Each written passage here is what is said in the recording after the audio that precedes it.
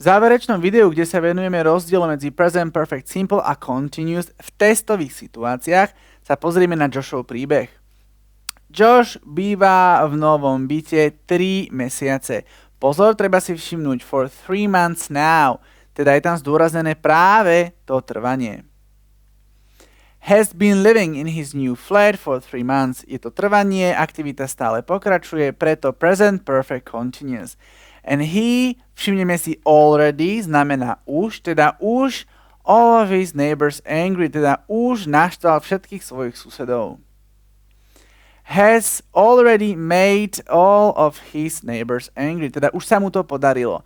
Already sa veľmi často viaže s present perfect simple, preto sme tam aj tento čas doplnili. Already znamená už, teda niekedy do tohto času sa to stalo a ten deň je ukončený. Susedia sú naštvaní. He, máme tu organize several very noisy parties, teda zorganizoval alebo proste pozval ľudí na mnoho alebo niekoľko veľmi hlučných party. Has organized several noisy parties and some of his friends, niektorí z jeho kamarátov, even destroyed the lights in the entrance, dokonca zničili svetla vo vchode.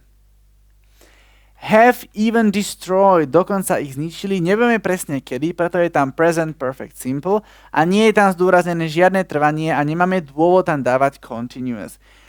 Slovko even sa používa na také zdôraznenie významu, zosilnenie toho slovka destroy, preto sa dáva medzi pomocné sloveso a hlavné sloveso.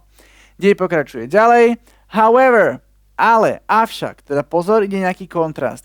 Josh, všimneme si already, znamená už, pamätáme si z predošlého slajdu, už sa rozhodol, že zmení svoju reputáciu. Has already decided to change his reputation. Opäť je tam already a treba si všimnúť to, že sa dáva medzi pomocné sloveso a hlavné. Teda už sa rozhodol, he has already decided. He, teraz tu máme help, teda nejaká pomoc, staršej žene s nákupom a pozor, regularly znamená pravidelne nejakú aktivitu vykonáva a ešte nie je ukončená.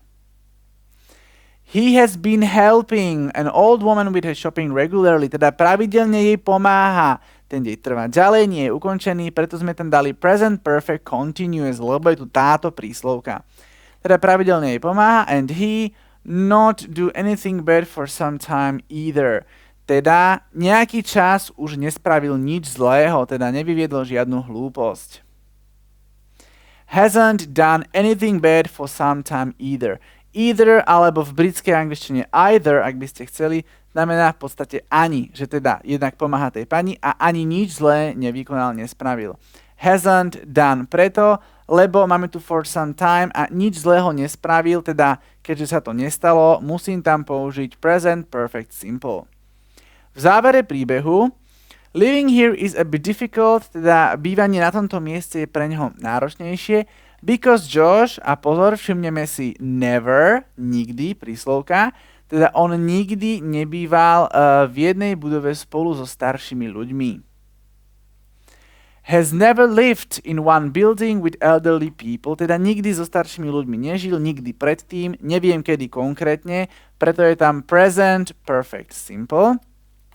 And he very hard, a všimneme si opäť recently, nedávno v poslednej dobe. He teda pracuje veľmi tvrdo, má kopec roboty nedávno. Pozor na toto.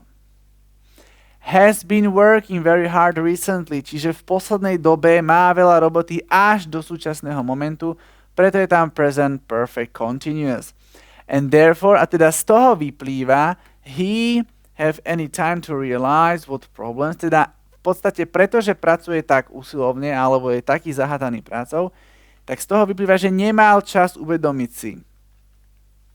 Hasn't had any time to realize what problems, aké problémy, a cause znamená spôsobiť, has caused, teda aké problémy spôsobil.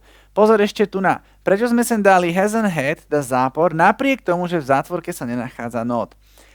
Kontextuálne, ešte nikdy nebýval so staršími ľuďmi a teraz pracoval veľmi, bol zahátaný tou prácou, nemal čas a práve preto nemal dostatok času si uvedomiť. Je tam toto any a to znamená, že tá veta musí mať záporné sloveso. Hasn't had any time, nemal žiaden čas, aby si uvedomil, aké problémy spôsobil. What problems he has caused.